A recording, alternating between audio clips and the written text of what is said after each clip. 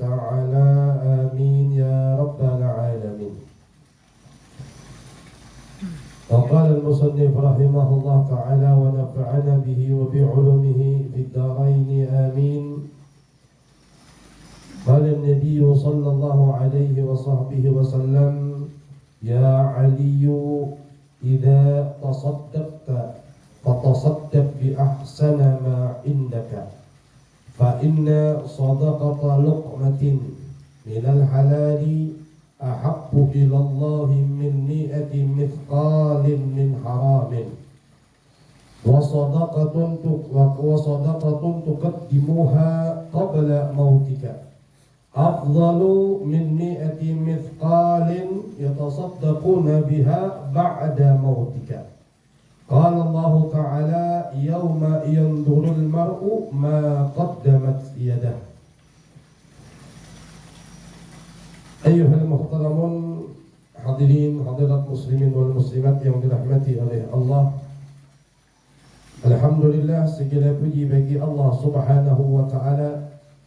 Kembali di malam hari ini dikumpulkan oleh Allah Subhanahu wa taala, yang mana kita tadi sudah bersama-sama di dalam pembacaan daripada Raqibul Haddad, berzikir kepada Allah Subhanahu wa taala, mengingat akan Allah Subhanahu wa taala. Kemudian kita lanjutkan mengkaji daripada wasiat daripada Nabi sallallahu alaihi wasallam.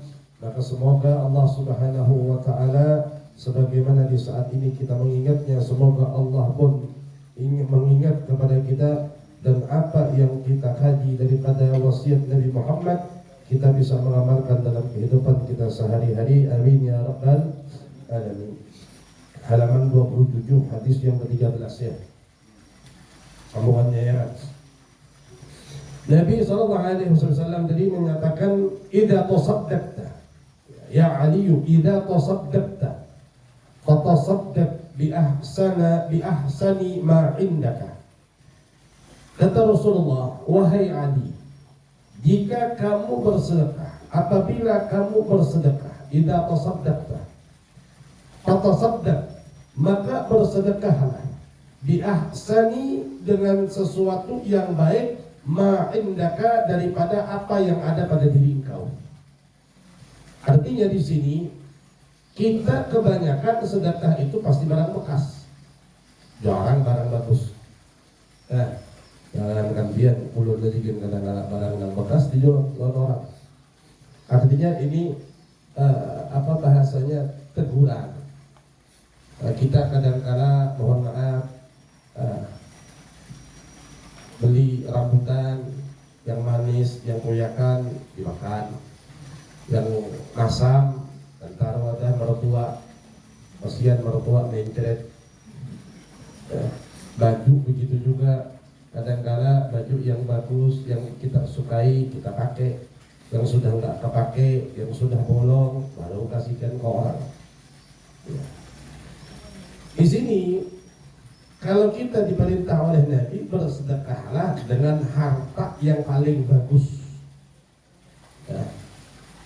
Nabi SAW itu pernah satu ketika diberi hadiah seseorang baju gamis begini, bagus bajunya, ya.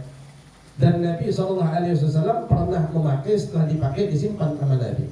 Pikiran Nabi itu dipakai kalau pas keundangan, ya, baju bagus. Satu ketika datang ke pengemis, dan Nabi SAW adalah orang yang tidak pernah menolak daripada setiap permintaan pengemis.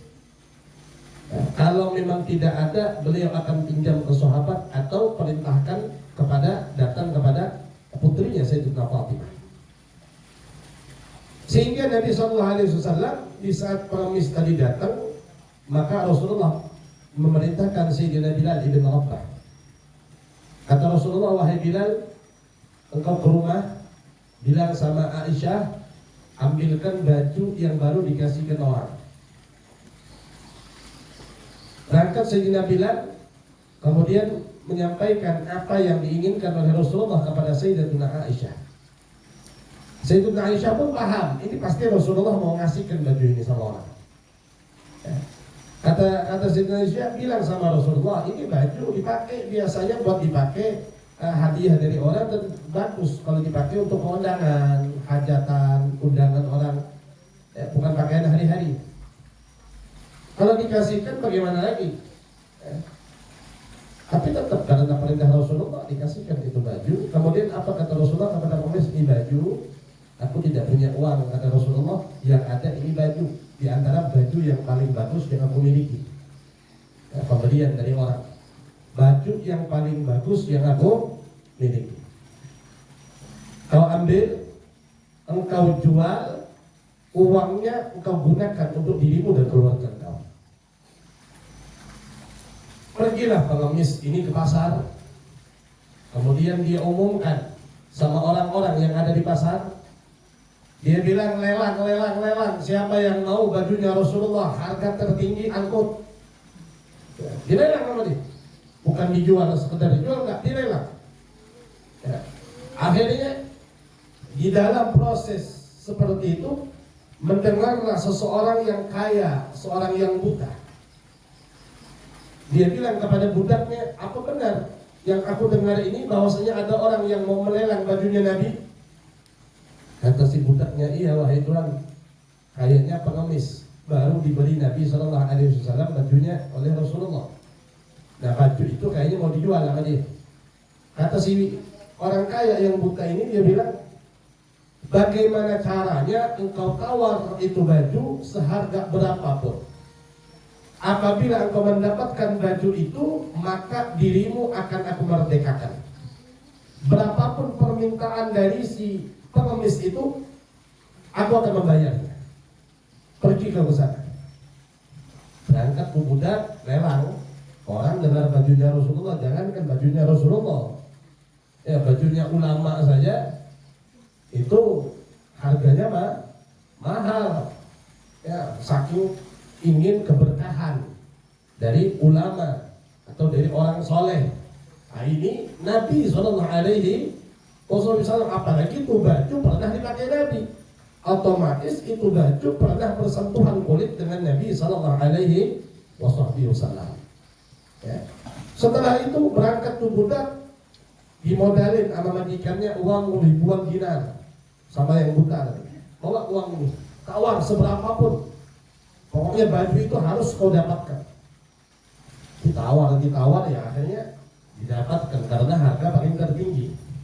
Nah, dalam sebuah riwayat 10.000 dinar ditawar sama si budak itu 10.000 dinar. Nah, bajunya Rasulullah, ya, bajunya Rasulullah. Nah, setelah itu dibawa pulang, si budak menghantarkan baju yang dia dapat dari si pengemis, hadiah dari Rasulullah. Dia bilang, ya Syekh, wahai Tuhan, ini baju yang telah aku dapatkan dari si pengemis, dan ini baju adalah bajunya Nabi Muhammad SAW. Maka seketika itu dipegang itu baju, kemudian dia katakan kepada budaknya, pada hari ini engkau telah aku merdekakan kepada Allah Subhanahu wa Ta'ala. Setelah itu si orang buta ini dia letakkan baju itu, ditempelkan ke matanya yang buta. Ya Allah, demi kemuliaan baju yang pernah menempel kepada kekasihmu Muhammad, aku meminta kepada engkau agar aku bisa melihat, hilangkan penyakitku butaku ini. Dalam sebuah riwayat seketika itu juga itu orang buta bisa lihat. Ya, kita tidak memungkiri kalau kita bicara Sayyidina Ali di saat perang apa? Perang Khaybar. Ya. Di saat peperangan Khaybar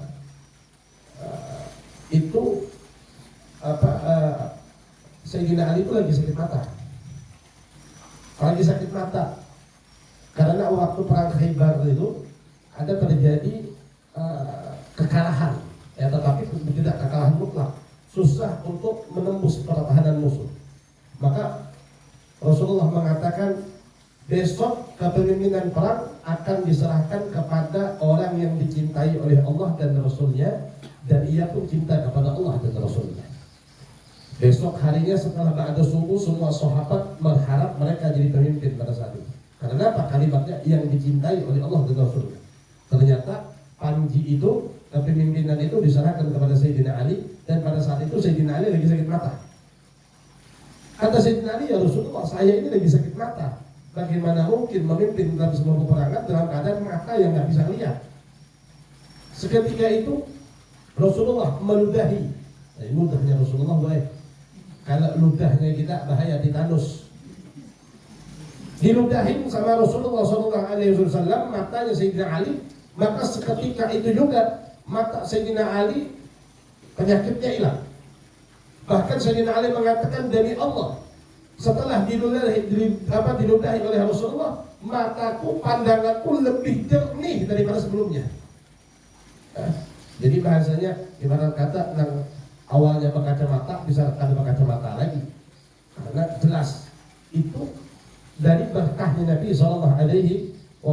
Kita kalau berbicara berkah, jangankan apalagi Nabi Muhammad ya, ulama-ulama saja, aulia wa salihin saja, kita kadang-kadang mencari keberkahannya, baik yang hidup, yang meninggal dengan ziarah ke kubur mereka, apalagi ini Nabi Muhammad ya. Nah seketika si buta tadi bisa melihat, setelah bisa melihat baju tadi yang ia dapat dari si pengemis, maka baju tadi dikembalikan lagi kepada Rasulullah, dikembalikan lagi kepada Rasulullah SAW. Sahabat bingung, ini kok baju kembali lagi kepada Rasulullah? Maka Rasulullah mengatakan, tahukah kalian berkah dari baju ini? Baju ini menjadikan seorang pengemis jadi kaya, menjadikan seseorang yang buta menjadi bisa melihat, menjadikan seorang budak akhirnya merdeka. Kemudian baju ini kembali lagi kepada Nabi SAW. Nah, Rasulullah menyerahkan yang paling baik ya. Karena ya, Rasulullah mengatakan begitu, tentu Rasulullah yang mengerjakannya. Kemudian di dalam ayat Al-Quran Allah Subhanahu wa Ta'ala berfirman, "Lan tanalul birra hatta tunfiqu mimma tuhibbun." Ya. Di dalam ayat tersebut Allah mengatakan, kamu sekali-kali tidak akan pernah sampai kepada kebaikan yang sempurna dalam sedekahmu sebelum hatta tunfiqu mimma tuhibbun, sehingga engkau menyerahkan, menafkahkan daripada hartamu itu mimma tuhibbun, daripada yang kamu cintai. Artinya sesuatu yang kita cintai berarti yang paling baik. Karena mungkin kalau sudah barang rusak kita cintai itu banget-banget, manusianya apa jangan jadi berhala dalam rumah. Ya, tentu sesuatu yang kita cintai itu adalah sesuatu yang masih bisa digunakan dan dimanfaatkan. Nah, kalau tadi kita bicara Rasulullah SAW, maka bagaimana yang terjadi kepada Sayyidatuna Fatimah, putri beliau? Diceritakan juga bagaimana satu ketika di saat Rasulullah duduk, ada di situ sahabat Sayyidina Abu Bakar, Sayyidina Umar, Sayyidina Abdurrahman bin Auf, Sayyidina Utsman dan lain sebagainya, para sahabat. Kata seorang pengemis, "Ya Rasulullah, berikanlah sesuatu, apa yang engkau bisa berikan kepadaku, sebab aku membutuhkannya, karena sudah beberapa hari diriku dan keluarga aku belum makan." Bayangkan, ini orang dulu kalau sudah begitu memang betul-betul nggak bisa makan.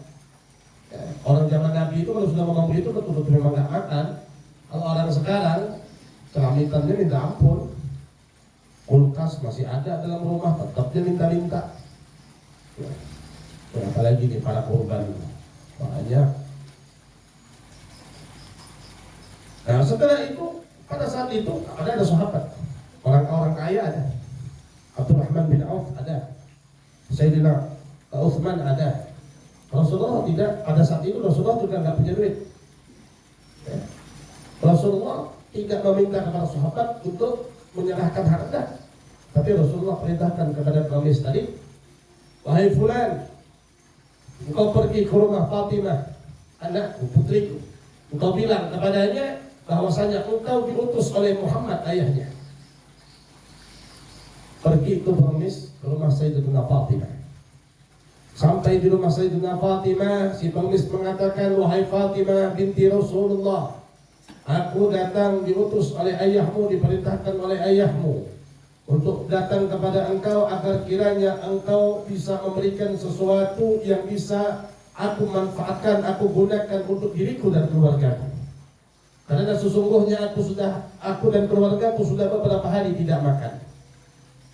Sayyidatuna Fatimah mendengar begitu, apalagi ini pengemis ngomong perintah dari Rasulullah, maka seketika apakah segitu, sibuk nyari sesuatu yang bisa diserahkan. Yang namanya rumah Sayyidatuna Fatimah itu bukan kayak rumah pejabat, mentang-mentang anaknya pemimpin. Ya, kalau kita di zaman sekarang anak pemimpin itu kadang-kadang lebih tajir dari orang tuanya. Ini nggak ada apa-apa. Bingung Sayyidatuna Fatimah nyari makanan pun nggak ada, semuanya nggak ada. Akhirnya apa? Kebetulan pada saat itu musim panas di Madinah, musim panas. Maka ketemu selimut. Selimut itu pun bahasanya ada sobek. Ada sobek. Selimut itu terbuat dari kulit unta. Itu dipakai kalau musim dingin untuk Sayyidina Hasan dan Sayyidina Husain di waktu tidur. Nah, dipakai itu. Ketemu itu diserahkan oleh Sayyidina Fatimah. Kata Sayyidina Fatimah, aku tidak memiliki apa-apa kecuali ini. Kata si pengemis, wahai Fatimah, sekarang ini musim panas. Ini manfaatnya untuk apa? Seandainya aku jual di pasar, siapa yang mau beli? Sekarang musim panas, orang nggak pakai selimut. Adakah sesuatu kiranya yang kau bisa serahkan kepadaku yang kiranya aku bisa gunakan untuk diriku dan keluargaku? Bukan selimut di musim panas ini. Akhirnya Sayyidina Fatimah masuk lagi ke dalam. Ya, kalau kita mungkin di zaman sekarang kayak itu jumpa saudara, pukul pada ikan nih. Ya. Sudah diberi bertingkah, syukuri apa yang ada. Nah, kalau kita mungkin begitu. Kalau saya enggak, dia masuk lagi, dia cari sampai di dalam lemari dia cari ketemu. Kalung emas, bukan emas. Pemberian dari ibundanya Sayyidatuna Khadijah Al-Kubra, hadiah di saat perkawinan Sayyidatuna Fatimah dengan Sayyidina Ali bin Abi Thalib. Sayyidatuna Fatimah ambil dengan perasaan berat, hal manusiawi. Ya, tapi hati yang berat itu, bisikan syaitan itu kalah. Dengan apa? Dengan janji Allah Subhanahu wa Ta'ala. Sayyidatuna Fatimah teringat ayat lan tanalul birra hatta tunfiqu mimma tuhibbun. Kalian tidak akan pernah sampai sekalipun kepada derajat kebaikan yang sempurna sebelum kalian menafkahkan, menginfakkan harta yang kalian sukai, harta yang kalian cintai. Ingat ayat ini, beriman kepada Allah, maka Sayyidatuna Fatimah serahkan itu kalung. Dia bilang, saya nggak punya apa-apa lagi selain kalung ini yang saya dapatkan. Ini kau ambil, kau jual. Kau gunakan untuk dirimu dan keluargamu keperluannya. Pulang untuk pengemis, kemudian lewat di depan Rasulullah lagi, karena Rasulullah ngumpulnya di masjid. Rasulullah melihat, ditanya oleh Rasulullah, adakah yang kau dapat dari putriku Fatimah, wahai pengemis? Si pengemis dari jauh menunjukkan kalung. Dan Rasulullah tahu itu adalah kalung Sayyidatuna Khadijah, istri beliau, yang diserahkan oleh Siti Khadijah sebagai hadiah perkawinan kepada Sayyidatuna Fatimah. Ini menandakan bahwasanya nggak ada apa-apa lagi rumah Siti Fatimah kok sampai menyerahkan. Kalau kita mungkin ya jadi kenang-kenangan. Kalau kita nggak mungkin menyerahkan itu, nggak mungkin itu kenang-kenangan. Tapi apa? Sayyidatuna Fatimah tidak berpikir sebuah kenang-kenangan. Di dunia mengingat sesuatu itu boleh kalau menjadikan sebagai ketaatan nantinya. Tapi kalau seandainya mengingat sesuatu adalah menjauhi dari ketaatan, menjauh dari ketaatan, maka ini kenapa sebuah kenangan yang tidak perlu harus diingat. Diserahkan oleh Sayyidina Fatimah. Diserahkan oleh Sayyidina Fatimah di saat Rasulullah melihat Rasulullah menangis. Sahabat di saat melihat Rasulullah menangis, ini pun sahabat orangnya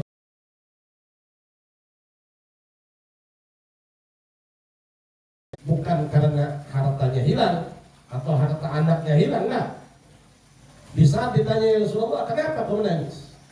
Kata Rasulullah menjawab, kau lihat bagaimana putriku, tidaklah jauh beda Allah jadikan putriku sebagaimana diriku.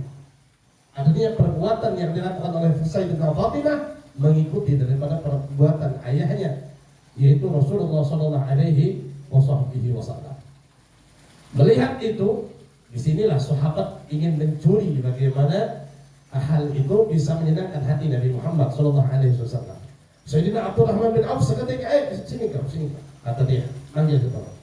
Sekarang begini, ini emas yang dikasihkan Fatimah putri Rasulullah kepada engkau untuk apa? Dia kata sebenarnya untuk aku jual. Sudah, kalau mau dijual berapa kau minta? Aku yang beli. Aku yang beli. Si pengemis bingung, nggak tahu harga emas. Ya berapa kira-kira? Ya sudah, kata Sayyidina Abdurrahman, bagaimana? Kalau aku berikan uang kau sebanyak 10.000 dinar, kemudian beserta gandum dan lain sebagainya, serta unta. Kemudian emas itu aku beli, kau apa? Kau jual kepada aku. Namanya pengemis dengar 1.000 dinar itu, oh bukan main, kiranya, oh sudah, ayo jual, dijual. Diambil dari Sayyidina Abdurrahman bin Auf, dibeli sama Sayyidina Abdurrahman bin Auf, kemudian dihadiahkan kepada Rasulullah. Ya Rasulullah, ini hadiah untuk engkau. Bayangkan, Sayyidina Abdurrahman bin Auf. Kata Rasulullah, wahai Abdurrahman, setiap barang yang sudah aku setiap barang yang sudah aku berikan pantang bagiku untuk mengambilnya. Dan ini barang bukan milikku. Ini barang bukan milikku. Ini adalah milik Fatimah. Kembalikan kepada pemiliknya. Fatimah binti Rasulullah SAW. Tapi bikin senang hati Nabi Sallallahu Alaihi Wasallam. Seperti itulah apa yang dilakukan oleh Rasulullah, Sayyidina Fatimah, bahkan sahabat Sayyidina Abdullah bin Umar, anaknya Sayyidina Umar bin Khattab itu namanya Abdullah. Dikatakan bahwasanya Sayyidina Abdullah bin Umar itu yatasaddaqu katsiran bis-suqal. Kata beliau, apakah dikatakan Sayyidina Abdullah bin Umar itu seringkali bersedekah dengan gula. Gula yang disedekahkan. Tatkala ditanya, maka beliau mengatakan inni uhibbuh, sebab aku suka dengan gula, kata beliau. Karena Rasulullah memerintahkan kita bersedekah dengan sesuatu yang kita senangi, dan aku itu senang dengan gula, maka sedekah dengan gula. Jadi sesuatu yang kita senangi. Pernah juga dalam sebuah riwayat bahwasanya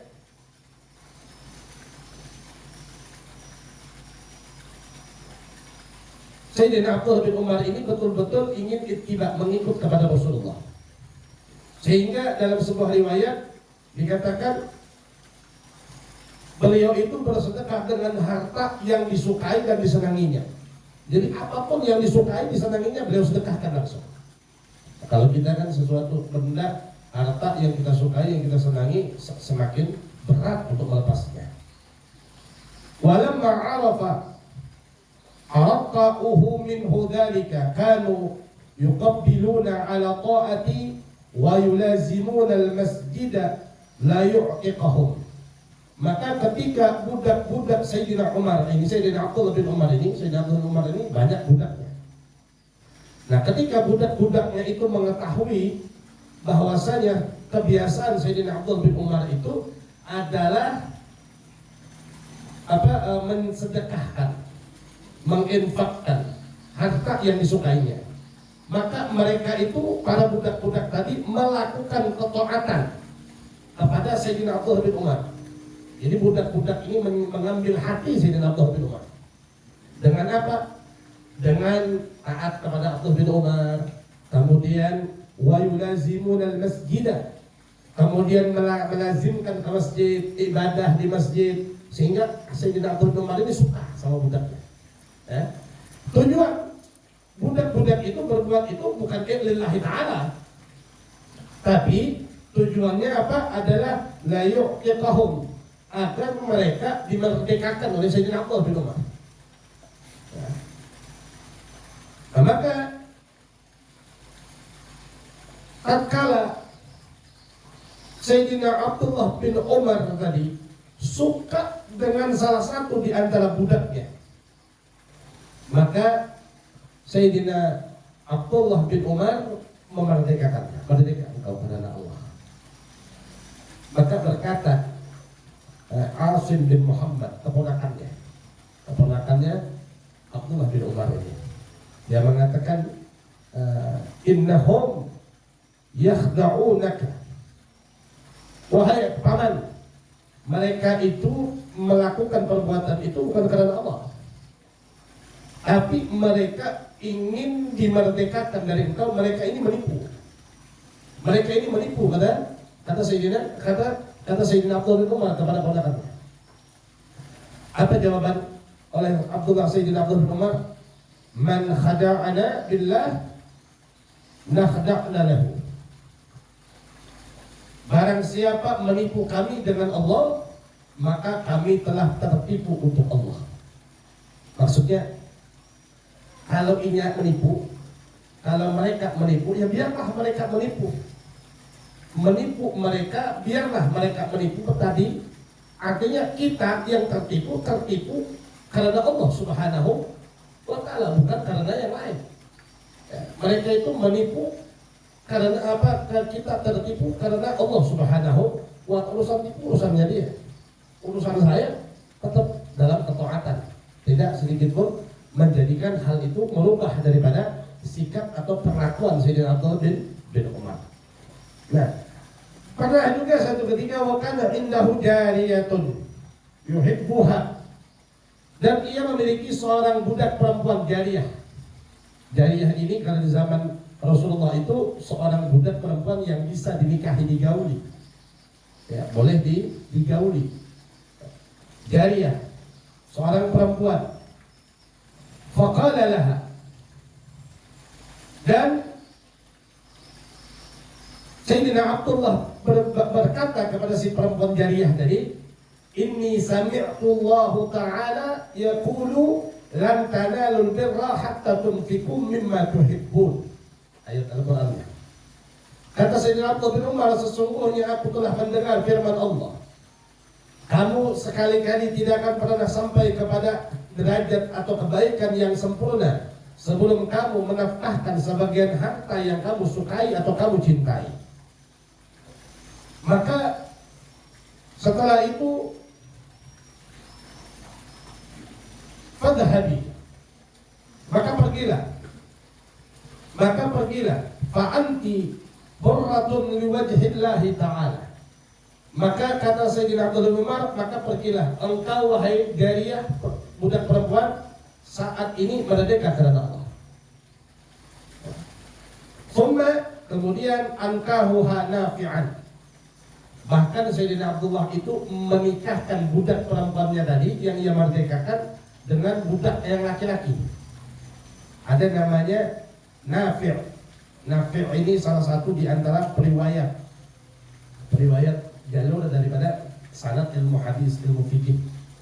Ilmu hadis, ilmu fikih an-Nafi' an Abdullah bin Umar, biasanya begitu. Dia budaknya Sayyidina Abdullah bin Umar, kemana-mana Nafi' ini yang mendampingi. Dan Nafi' ini pun dimerdekakan oleh Sayyidina Abdullah bin Umar. Nah, setelah dimerdekakan yang perempuan, Sayyidina Nafi' dimerdekakan, tidak sampai di situ. Dinikahkan mereka berdua. Dinikahkan mereka berdua ini. Maka kata Sayyidina Abdullah bin Umar mengatakan, laula anni la a'udu fi syai'in ja'altuhu Allah lanakahatuha. Kalau bukan karena aku tidak mau mengambil kembali pada sesuatu yang telah aku jadikan untuk Allah, artinya sesuatu yang sudah aku keluarkan di jalan Allah, aku kada bakal mengambilnya lagi. Seandainya tujuanku boleh ingin mengambilnya lagi, maka kata beliau, la nakahatuha, maka aku akan menikahi jariyah itu tadi, perempuan budak itu tadi. Aku nikahi, kata beliau. Kenapa? Perempuannya itu ternyata budaknya itu lebih bungas, lebih cantik. Ini jariyah, budak Sayyidina Abdullah bin Umar, mungkin perhatiannya juga lebih.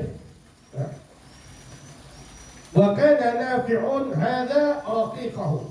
Dan Nabi ini budaknya tadi lalu ditawar juga, pernah Sayyidina Nafi' ini ditawar oleh seseorang. Oleh seseorang ditawar agar dijual dengan harga fihi asyrata alafi dinar, dihargai 10.000 dinar. Ya, artinya wahai Abdul Umar, ini budak kamu yang namanya Nafi' ini dijual nggak? Kalau dijual saya beli 10.000 dinar.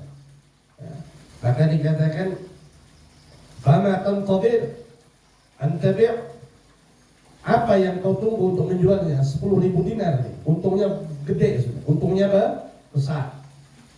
Maka Sayyidina Abdullah bin Umar mengatakan fahalla ma huwa khairun min dzalika, mengapa tidak berbuat sesuatu yang lebih baik daripada menerima 10.000 dinar? Maksudnya yaitu huwa hurrun liwajhillah, aku merdekakan dia karena Allah Subhanahu wa ta'ala, bukan karena duit 10.000 dinar. Kalau 10.000 dinar itu banyak di zaman Rasulullah, tapi kata beliau, kenapa tidak aku jadikan sesuatu yang lebih baik daripada 10.000 dinar?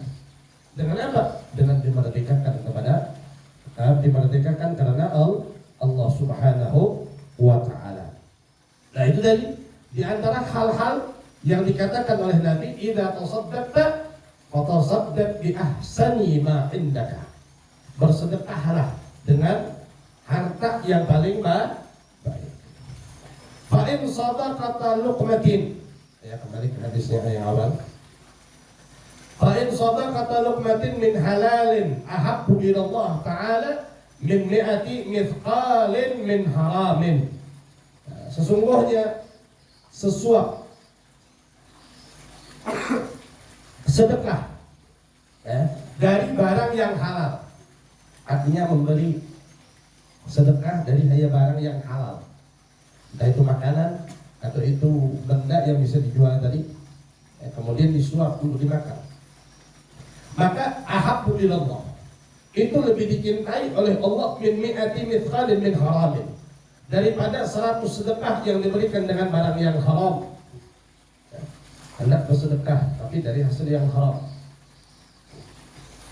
walaupun sedekahnya sedikit, itu lebih dicintai oleh Allah ketimbang bersedekah banyak tapi dari hasil haram. Ya, misalnya kayak Robin Hood, hasil dari merampok bagikan kepada orang, itu kan dari hasil yang tidak baik, hasil haram dibagikan kepada orang. Dan itu bukan perbuatan yang dicintai oleh Allah Subhanahu wa ta'ala. Wa sadaqatun tuqaddimuha qabla mautika, dan sedekah yang kamu berikan sebelum kamu mati. Qabla mautika, sebelum kamu mati, artinya dan sedekah yang kamu berikan di saat kamu hidup, kita masih hidup, masih sehat, ya, itu afdal, lebih utama min mi'ati mithqalin yatasaddaquna biha ba'da mautika, daripada 100 sedekah yang kau berikan setelah kau mati. Tadi kebiasaan juga, kebanyakan orang bersedekah itu sudah mati, wasiat bagi lawan anak. Nah, itu nanti naklah tanah sawit yang 10 hektar, kalau bapak mati sedekahkan nanti ke masjid. Itu telat sebenarnya. Kenapa tidak di waktu hidup? Mensedekahkannya lebih utama, lebih afdal. Berarti sewaktu dia hidup itu masih mencintai kepada harta tersebut, maka tidak akan pernah sampai kepada derajat yang diinginkan oleh Allah tadi, lan tanalul birra hatta tunfiqu mimma tuhibbun. Kalau sudah mati ya kan nggak ada manfaatnya lagi. Orangnya mati kan buat apa? Nah, kadang-kadang anak cuma sekedar menjalankan wasiat. Datang Habib, ada wasiat dari orang tua, itu tanah kalau kata beliau meninggal nanti mau dihibahkan, mau diwakafkan untuk majelis majelis dan lain sebagainya, kita sekedar menerima. Tapi bagi yang mewakafkan sebenarnya telat. Kenapa? Kenapa tidak di waktu hidup? Karena Nabi mengatakan dari qabla mautika, sebelum kamu mati, artinya di waktu engkau hidup itu afdal, lebih baik min mi'ah, daripada 100 sedekah yang kau berikan setelah kau mati. 100.000 setelah orangnya mati dibandingkan dengan 1 atau 1.000 dari kita, itu lebih utama 1.000 di waktu hidup daripada 100.000 setelah mati. Kalau Allah Ta'ala sebagaimana firman Allah Subhanahu Wa Ta'ala, yauma yanzurul mar'u ma qaddamat yadah. Al-yauma, yauma yanzuru, hari ketika seseorang menunggu. Menunggu apa yang ditunggu? Dimana al-ajab, yaitu pahala. Di saat yang dimaksud di sini adalah orangnya sudah meninggal. Yauma yanzuru di sini hari adalah yang dimaksud hari kiamat. Atau orangnya sudah meninggal, yaitu di alam barzakh, sudah pindah alam orangnya. Yauma yanzurul mar'u, hari di mana seseorang menunggu pahala atau kebaikan. Ma qaddamat yadah, yang dilakukan, yang diperbuat oleh yadah, kedua tangannya. Yang dimaksud yang dilakukan kebaikan dengan kedua tangannya dengan sedekah. Dia nyerahkan duit, dia nyerahkan dengan tangannya. Maka di hari itu dikatakan beliau Rasulullah bahwasanya mengutip dari firman Allah, yauma yanzurul mar'u ma qaddamat yadah, hari di mana seseorang akan menunggu pahala atas apa yang ia sedekahkan. Nah, kalau dia bersedekah sudah mati apalagi. Tapi di waktu hidup lah. Makanya kadang-kadang saya punya kawan itu, kadang-kadang orang-orang kaya yang menyerahkan menjadi donatur kepada dirinya, dia nggak pernah mengucapkan terima kasih. Nah, kalau kita kan kadang-kadang diberi orang terima kasih ya. Dia bilang enggak, kecuali urusan pribadi saya baru terima kasih. Kalau untuk agama saya nggak pernah terima kasih, malah jadi beban bagi saya. Kenapa? Harusnya yang menitipkan harta terima kasih. Maksudnya jangan salah paham ya. Sampean nyumbang ke masjid, jadi jariah enggak kalau betul-betul dikelola sama orang masjid. Jadi jariah. Harusnya sampean berterima kasih sama pengurus masjid, bukan pengurus masjid yang terima kasih sama sampean. Pengurus masjid malah diberi beban. Kenapa? Ini harus pandai-pandai ngelola. Salah ngelola ini jadi tanggung jawab saya di akhirat nanti. Nah, tapi kalau urusan pribadi, kata kawan saya, baru saya terima kasih. Tapi kalau urusan agama, saya nggak pernah terima kasih. Dia yang menitipi harta yang harus terima kasih sama saya. Nah, itu kadang-kadang seperti itu. Kenapa? Karena di akhirat nanti dia akan menerima balasan pahala atas apa yang dia telah dia lakukan sewaktu hidup di dunia. Nah, mudah-mudahan sedikit ini dapat bermanfaat dan semoga Allah Subhanahu Wa Ta'ala memberikan kelapangan kepada kita, kelapangan hati, kesenangan hati di saat mengeluarkan harta yang kita sukai. Tidak berat hati kita mengeluarkan daripada harta yang kita senangi dan kita sukai, dan semoga Allah Subhanahu Wa Ta'ala memberikan kekuatan kepada kita, kesabaran kepada kita di dalam melaksanakan apa yang diwasiatkan oleh Nabi Sallallahu Alaihi Wasallam. Dan perlu juga kita yakini setiap apapun yang kita keluarkan di jalan Allah, pasti Allah akan balas dengan berlipat ganda. Allah Subhanahu Wa Ta'ala pasti akan menambah setiap apa yang kita keluarkan tersebut dalam urusan dunia maupun urusan akhirat. Dan semoga Allah Subhanahu Wa Ta'ala kabulkan segala hajat kita, hajat dunia maupun hajat akhirat, berkah majlis di malam hari ini. Amin ya rabbal alamin. Kurang lebihnya mohon maaf. Wassalamualaikum warahmatullahi wabarakatuh. Bismillahirrahmanirrahim.